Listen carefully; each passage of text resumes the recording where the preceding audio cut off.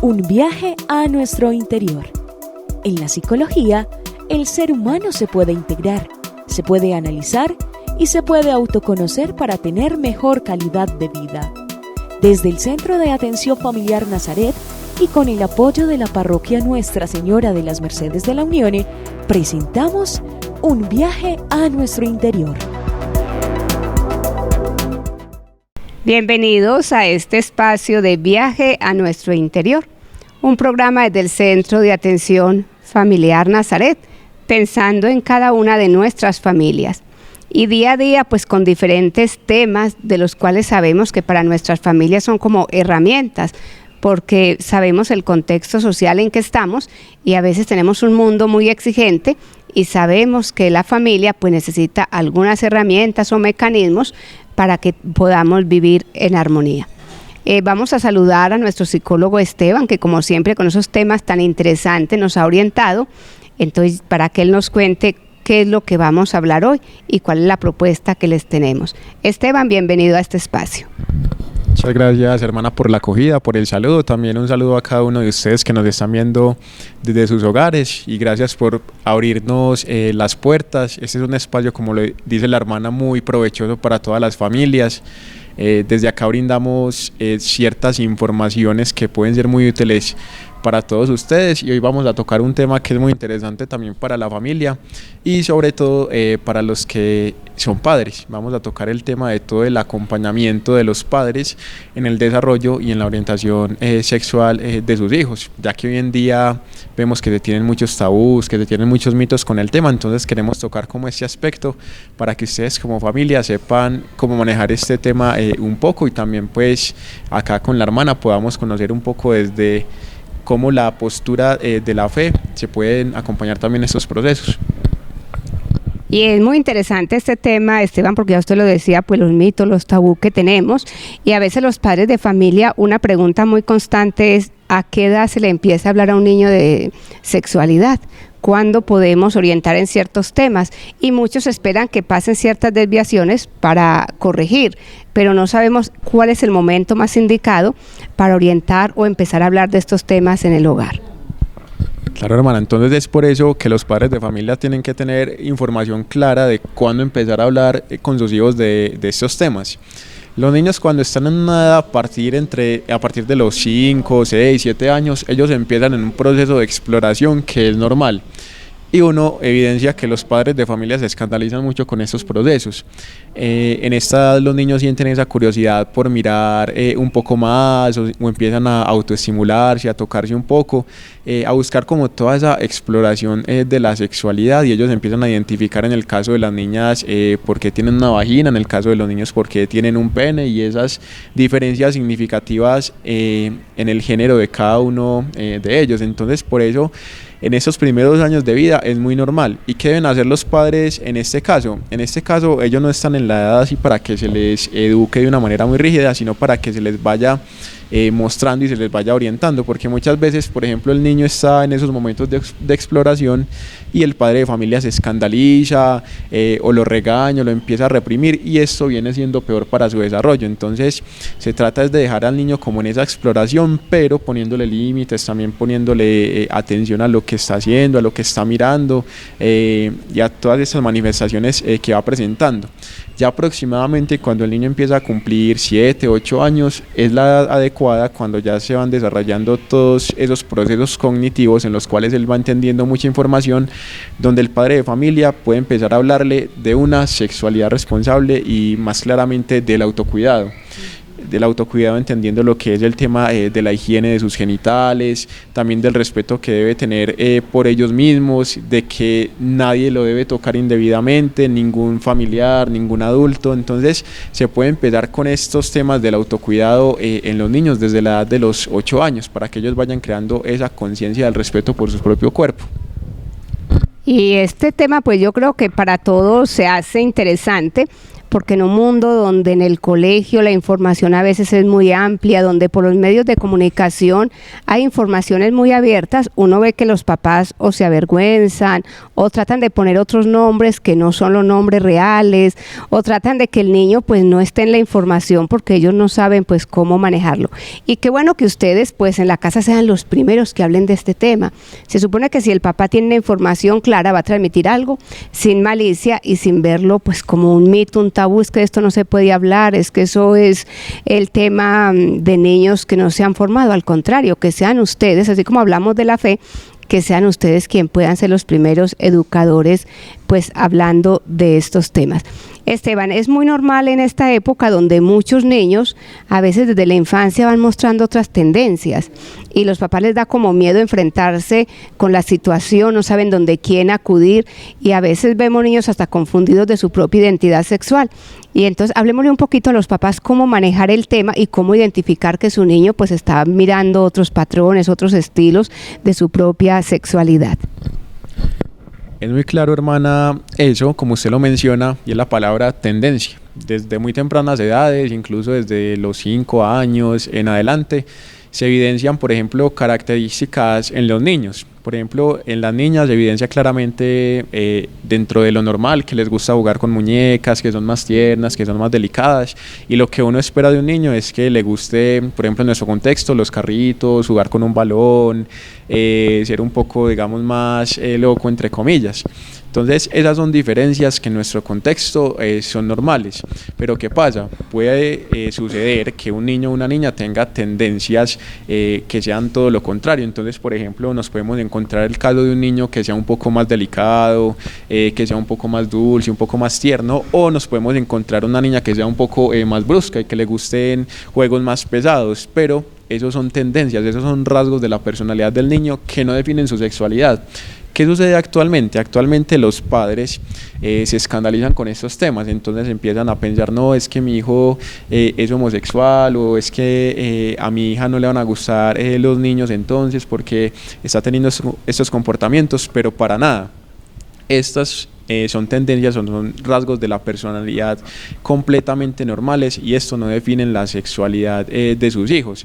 Entonces, los padres, ¿cómo deben acompañar esos procesos? Los deben acompañar con toda la tranquilidad del mundo, porque a veces son los padres los que empiezan a adoctrinar a sus hijos y a decirle, no, entonces como usted se comporta así y usted es un niño, entonces a usted le gustan las cosas de niña, usted tiene, digamos, una inclinación, una tendencia. Entonces, muchas veces los padres con los comentarios o el no saber acompañar a sus hijos o el no saber decirle las cosas empiezan a crearle esa confusión al niño. Entonces el niño llega en ese momento de confusión de decir, uy, entonces yo soy un niño, pero entonces me gustan las cosas de niña, entonces ¿qué soy yo?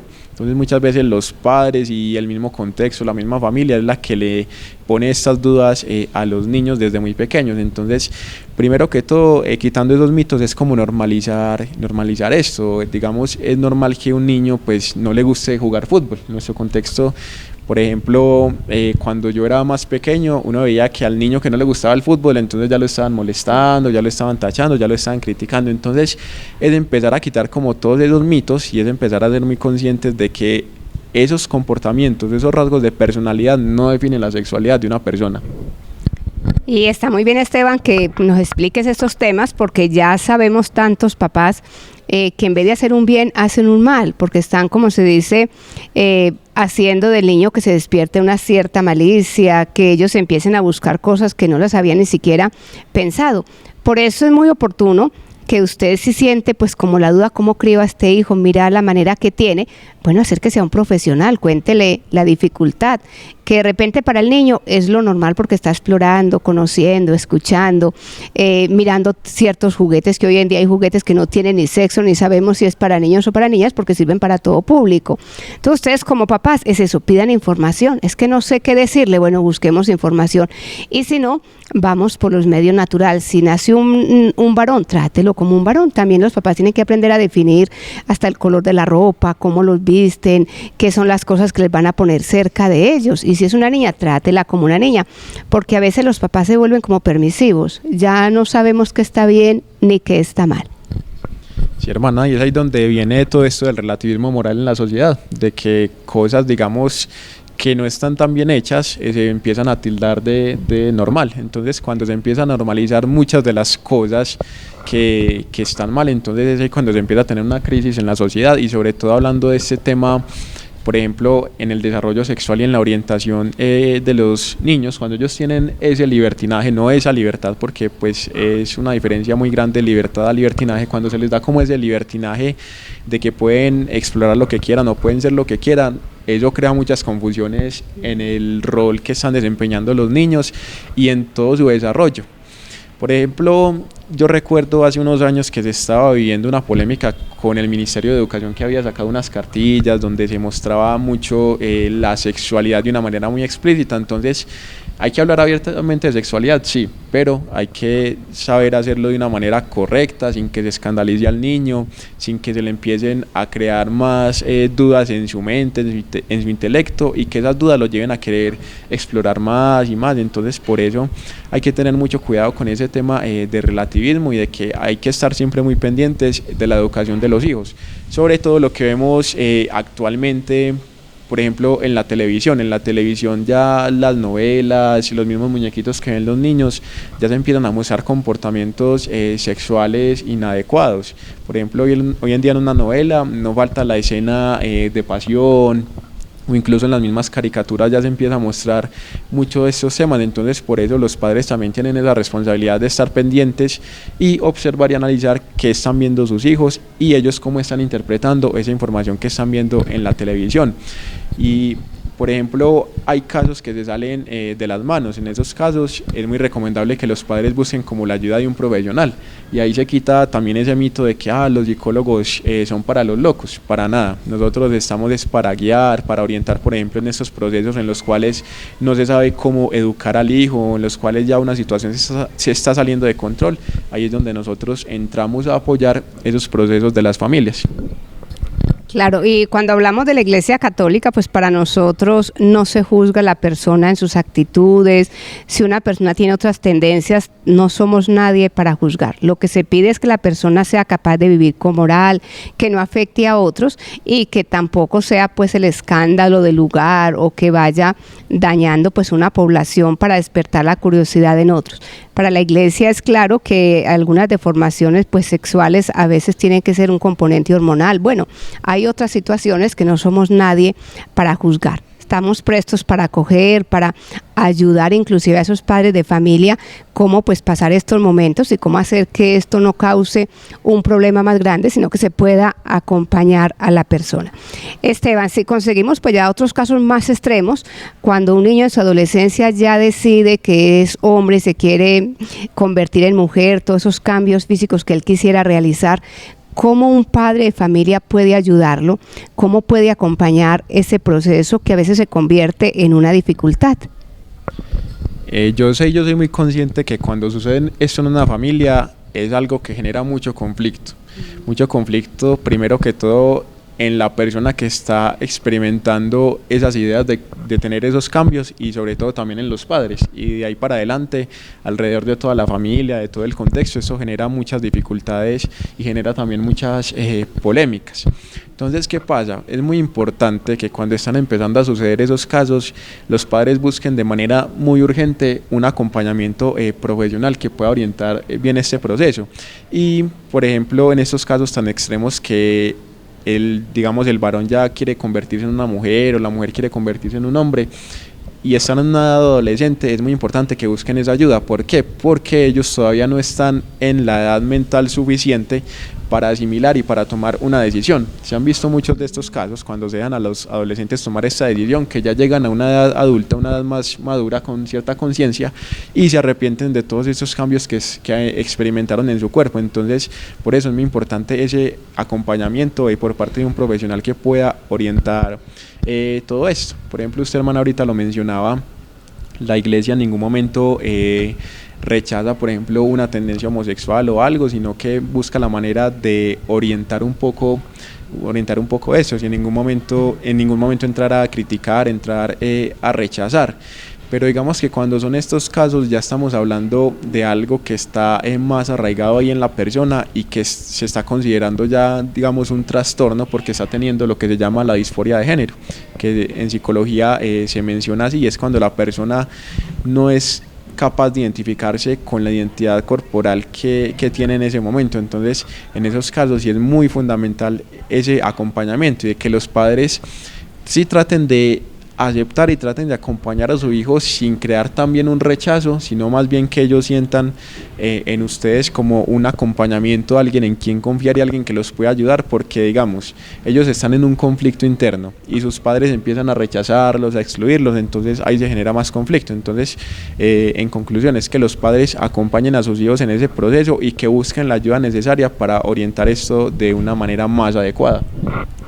Claro, Esteban, y uno consigue en los colegios, digamos en bachillerato, cuando el niño pasa o la niña de primaria a bachillerato, uno ve estas deformaciones, pero a veces no es una cosa que trascienda, sino que a veces los papás pues no saben cómo enfrentarlo, entonces empezamos como la cantaleta, ya el muchacho se empieza a sentir distinto en la casa, ya pasa más rato con los amigos, pero no es que tenga, digamos, la definición, él no se va a quedar ahí. Sabemos que los primeros que deben de dar la mano son los papás. Y yo creo, Esteban, usted me corrige, que es muy importante un diálogo, el preguntar a usted por qué está buscando esa tendencia, qué lo lleva a eso, por qué está experimentando que si es un varón de repente aparezca con una clase de pintura de mujer. Y por experiencia, cuando trabajamos en los colegios vemos que los muchachos después cambian, o sea que es un momento así como de curiosidad, pero que los que están más acompañados de su familia son los que menos se desenfrenan, sino que recuperan rápido pues esa identidad sexual. Yo creo que sería también aconsejar a los papás eso, generen un diálogo, una pregunta del por qué, no simplemente corregir y rechazar al otro, sino a ver ese por qué usted está buscando esa tendencia, qué le gusta de buscar algo opuesto a lo que su cuerpo pues ya ha definido que es un hombre o que es una mujer. Esteban, desde la psicología, pues cómo podemos también, qué se le puede brindar a un joven cuando está en esa búsqueda de una identidad sexual. Desde la psicología hermana es muy importante cuando se está en esta búsqueda de la identidad sexual que se sepa redireccionar de una manera adecuada, y es ahí donde entra el tema del diálogo, que es lo que usted mencionaba y que es muy importante. ¿Qué pasa con esto? Que los papás a veces son los primeros que rechazan a su hijo o a su hija. Entonces, cuando hay este rechazo, ¿qué empiezan a buscar los jóvenes? Ellos empiezan a buscar recursos, lo que se llama de la psicología como factores protectores. Entonces, encuentran esos factores protectores en sus amigos, en otras personas, y quizás esas personas no los pueden acompañar de una manera adecuada en esos procesos o no saben dar los mejores consejos. Entonces, terminan perjudicando lo que es la salud mental del joven que está experimentando esas tendencias, porque muchas de esas tendencias son pasajeras, es decir, el joven o la muchacha está en esa época de su edad de curiosidad, de experimentar, de querer conocer un poco más sobre ciertos temas. Entonces, cuando se llega a esta exploración, es muy importante tener en cuenta que se debe redireccionar de una manera adecuada, porque los consejos que a veces dan los amigos no son los mejores. Entonces, cuando los padres acompañan a sus hijos y cuando se promueve el diálogo y se promueve la comunicación, se va a manejar de esta situación de una mejor manera. Usted lo decía y es muy evidenciable en los colegios, en los jóvenes, que esas situaciones muchas veces son pasajeras, o a veces lo hacen por llamar la atención, o a veces lo hacen por buscar un reconocimiento, por sentirse encajados en algún grupo social y ya, pero tarde que temprano ellos crean conciencia y empiezan a tener una madurez y una claridad en la toma de sus decisiones que empiezan ya a dejar como esto. Hay casos en los que esto puede trascender más, pero se evidencia que en esos casos en los que trasciende más es porque la dinámica familiar está afectada, porque está faltando más diálogo, más acompañamiento por parte de los padres, o porque está pasando algo ahí en la familia que no deja que este joven tome las mejores decisiones. Cuando hay una madre gestante, uno a veces escucha que si sabía que está esperando su bebé y todavía no le han decidido, ¿verdad?, si es hembra o es varón, y cuando se espera el sexo contrario a lo que nace, usted, no sé, de la psicología, si esto afecta a la persona, porque hay unos mitos a veces que se dice, veas que la mamá deseaba que era una niña y nació un niño, entonces va a tener esa tendencia. ¿Cómo vemos eso de la parte de la psicología? ¿Eso es real o es simplemente un mito? Bueno, desde la parte de la psicología y también desde la biología, desde el momento que el espermatozoide se fecunda con el óvulo, ahí hay vida y ahí empieza a desarrollarse lo que es el bebé dentro del vientre de su madre, y es donde empiezan los cromosomas, todas las células, a hacer sus procesos y a definir el género femenino o masculino. Ya a partir de cierta edad, cuando el bebé está en el vientre, aproximadamente los 4 o los 5 meses, se identifica cuál es el género de ese bebé, si es niño o si es niña. Y es muy importante tener en claro que como es una vida que está ahí dentro del vientre de la madre, ellos desde ese momento ya están experimentando sensaciones, ellos ya tienen percepción, ellos por ejemplo sienten la aprobación o sienten el rechazo de su mamá o de las personas que van tocando esa barriguita, que van tocando ese vientre. Entonces es por eso, digamos, cuando ya se tiene claro la identidad del niño que está por nacer, empezar a tratar a ese niño con esa identidad con la cual viene. Y digamos, sea cual sea lo que los padres estén esperando, que sepan aceptar esa decisión, porque a veces desde la parte psicológica eso se llama la huella nésica, que es, digamos, eso que se obtiene desde el momento que el niño está en el vientre, y son todas esas cositas que van quedando marcadas en su psiquismo y que se ven reflejadas más adelante. Por ejemplo, hijos que han sido rechazados desde el vientre de su madre, desde la parte psicológica, cuando esos niños están más grandes, tienden a ser niños introvertidos, niños que presentan ciertas dificultades sociales, niños que tienen tendencias a ser muy reprimidos, a ser muy depresivos también. Entonces eso se ve claramente, mientras vemos el otro opuesto, que cuando un niño es aceptado desde el vientre de su madre, cuando es grande, es un niño espontáneo, es un niño alegre, es un niño que juega, es un niño que socializa. Entonces es muy importante tener eso, que desde el vientre de la madre los padres pueden hacer mucho por sus hijos y pueden cuidar la salud no solo física del niño, sino también la salud mental y la salud psicológica que esta criaturita está presentando. Y con este tema que estamos tocando de la sexualidad, de la orientación sexual de los niños, es muy importante que los padres de familia tengan ese conocimiento, que sepan cómo tratar a su hijo también desde el vientre. Bueno, yo creo que este es un tema, pues, como digamos, muy amplio y que nace, pues, muchas preguntas, pero para otros es un tema incómodo. Uno conoce, pues, familias que de repente han visto que alguno de sus hijos son homosexuales, entonces no pueden ir a la casa cuando está toda la familia reunida. A veces no se les permite hacer una vida social, pues, normal, porque pensamos que es como la vergüenza de la casa. ¿Cómo ayudar a un padre de familia, pues, cuando ya se ayudó a la persona, se orientó, pero siguió con esa tendencia, terminó eligiendo su propia sexualidad sin haber nacido, digamos así? ¿Cómo se le puede ayudar a estos padres de familia o ese círculo familiar para que esa persona sea aceptada e incluida? Primero que todo, los que se deben involucrar en ese proceso de aceptación son los mismos padres de familia, porque ahorita lo mencionábamos al principio del programa, son los padres de familia los que se ven más afectados con ese tipo de decisiones, y en ellos se genera mucho ese conflicto también interno, porque bueno, yo esperaba esto de mi hijo, pero mi hijo, digamos, tomó esta decisión. Entonces se ve esa frustración en los padres, y es por eso en esos casos que los padres deben someter a un proceso de aceptación de su hijo, porque bueno, digamos, tomó la decisión, pero sea lo que sea, no deja de ser su hijo.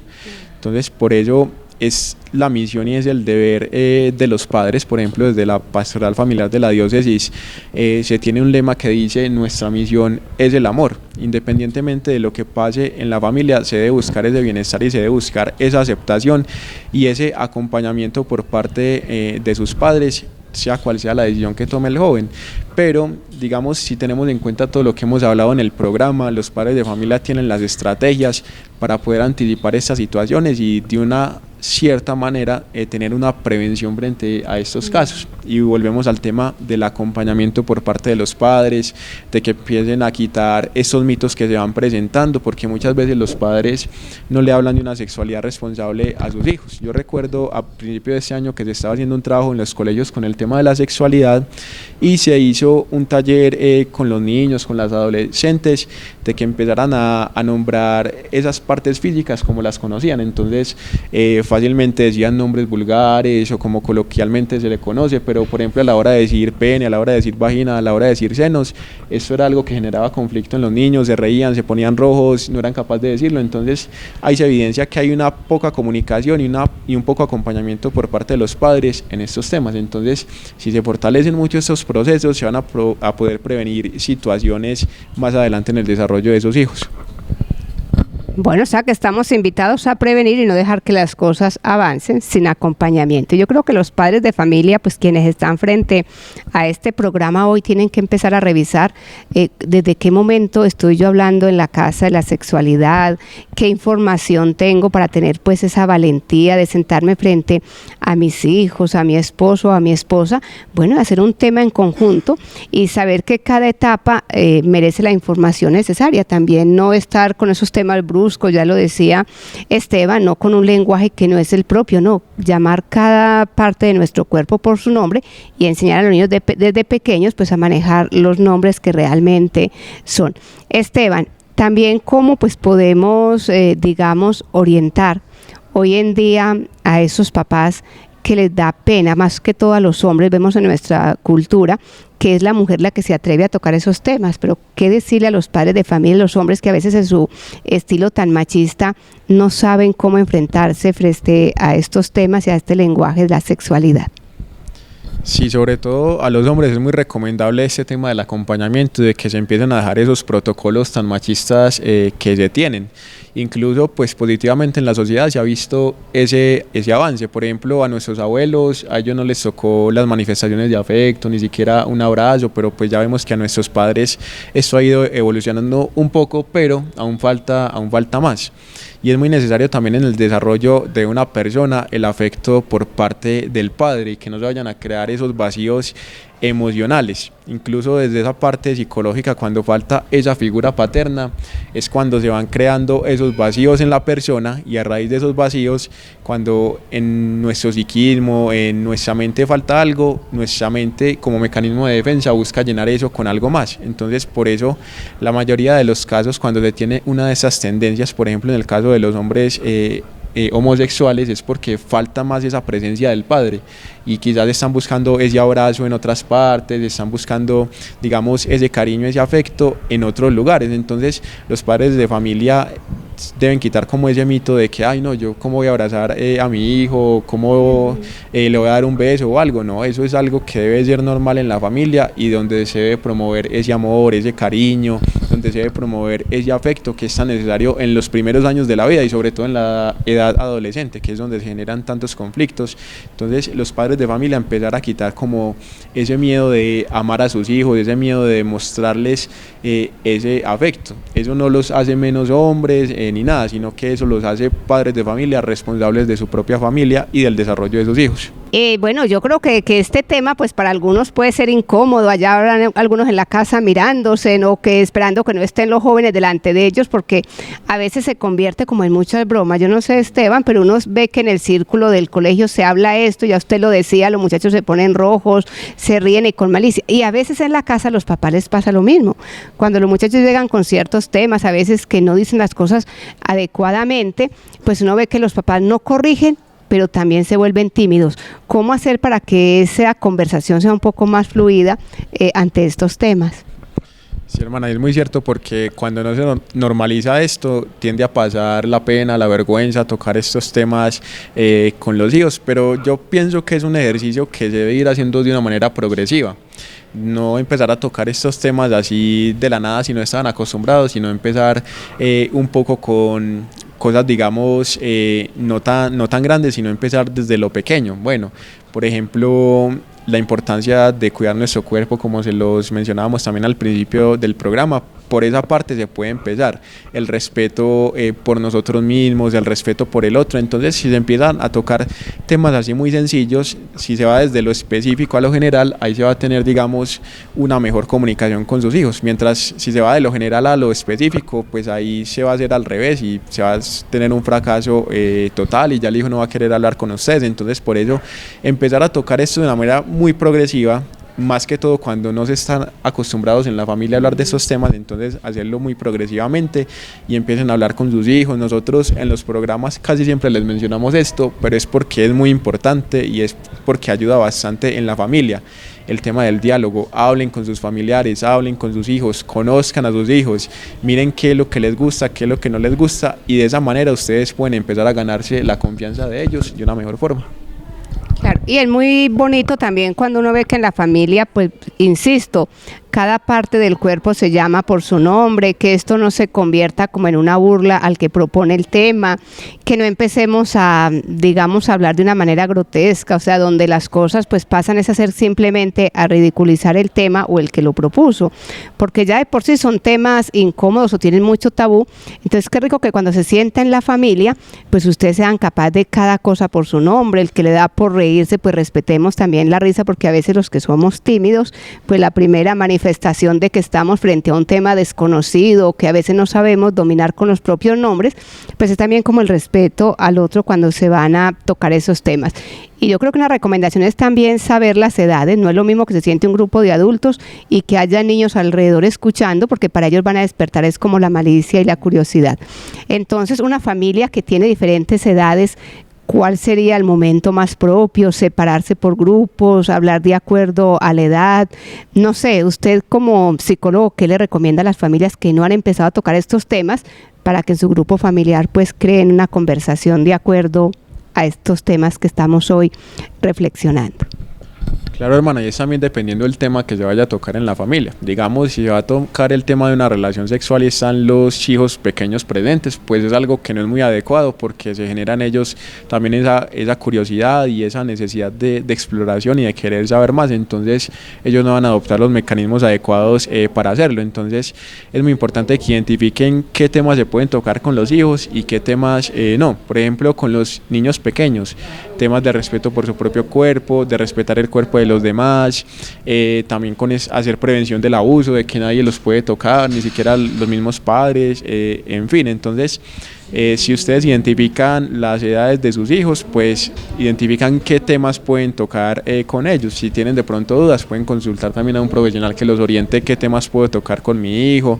Ya cuando se está llegando, por ejemplo, a una edad más adolescente, se pueden tocar otros temas ya más profundos y otros temas que involucren, digamos, más conversación, más diálogo. Entonces, no se trata de que se escandalice a los más pequeños, pero tampoco que se deje de hablar del tema, sino siempre hay un momento adecuado para cada cosa. Bueno, yo creo que ya hemos abarcado pues lo que queríamos, nuestro objetivo en este tema, y es que ustedes miren la sexualidad con normalidad. Todos seres humanos somos seres sexuados porque podemos expresar cariño, porque podemos mirar al otro con ternura, porque cualquier abrazo, cualquier manifestación de cariño es sexualidad, porque a veces pues nosotros creemos que sexualidad es simplemente un acto genital y que ahí se termina hablando de sexualidad. No, sexualidad es todas esas expresiones que nosotros tenemos hacia la otra persona. Esteban, ¿cómo entonces podemos ya pues concluir este tema, que creo que es muy importante para los que lo están hoy pues compartiendo con nosotros, y que les seguimos insistiendo que desde el Centro de Atención Familiar pues hay un espacio para que usted venga y consulte ante alguna duda, saber de qué manera va a seguir educando a sus hijos? Pero ¿cuál sería ya la última recomendación para ir terminando nuestro programa referente a este tema tan interesante como es la sexualidad? Claro que sí, ya a manera de conclusión, tener en cuenta estos aspectos. Primero, la comunicación es indispensable en cualquier tema familiar, sea el que sea, es muy importante, y en este caso de la sexualidad, de la orientación sexual, también es un pilar muy fundamental, la comunicación. Segundo, el acompañamiento, que los padres estén siempre pendientes de sus hijos, que siempre brinden ese acompañamiento, que propicien ese espacio de confianza en ellos. Y lo tercero es tener en cuenta los momentos en los que están sus hijos de su ciclo vital. Entonces, por ejemplo, no es lo mismo un niño de 8 años a uno de 11, 12. Entonces, es importante que ustedes también se informen, que traten de buscar como esa ayuda de que en cuál ciclo de desarrollo está mi hijo, para saber cuáles temas puedo tocar con él y para saber cuáles no. De todas formas, pues este es un tema que es muy amplio, que abarca muchísimas circunstancias, muchos ítems, pero acá queríamos transmitirlo de una manera muy general y de que ustedes empiecen a desmitificar todos estos temas y se pueda hablar de sexualidad de una manera normal, sin llegar a extremos donde no se hable de sexualidad y a extremos donde se llegue a ese libertinaje, sino tener todo en esa justa medida. Bueno, entonces a ustedes los invitamos para otra próxima emisión con otro tema que sabemos que es de mucho interés para sus familias y desearles, bueno, Esteban, muchos éxitos porque yo creo que ya estamos como cerrando su etapa de ayudarnos aquí en el Centro de Atención Familiar. Ya está próximo también a graduarse, a terminar su etapa de estudio para después ser ese gran profesional que sabemos que va a ayudar a muchas personas. Muchas gracias, hermana. También nuevamente gracias a ustedes por abrirnos el espacio en sus hogares, en sus casas y sobre todo agradecer al Centro de Atención Familiar que nos ha abierto este espacio, no solamente para los que estamos acá ejerciendo, sino también para todas las personas que se benefician con todos los servicios que se presentan acá. Bueno, y a ustedes los invitamos entonces para otro tema y otro encuentro con todo esto que estamos diciendo que sabemos que le hace mucho bien a nuestras familias. Que Dios los bendiga y que sigan luchando por la unidad y el diálogo familiar.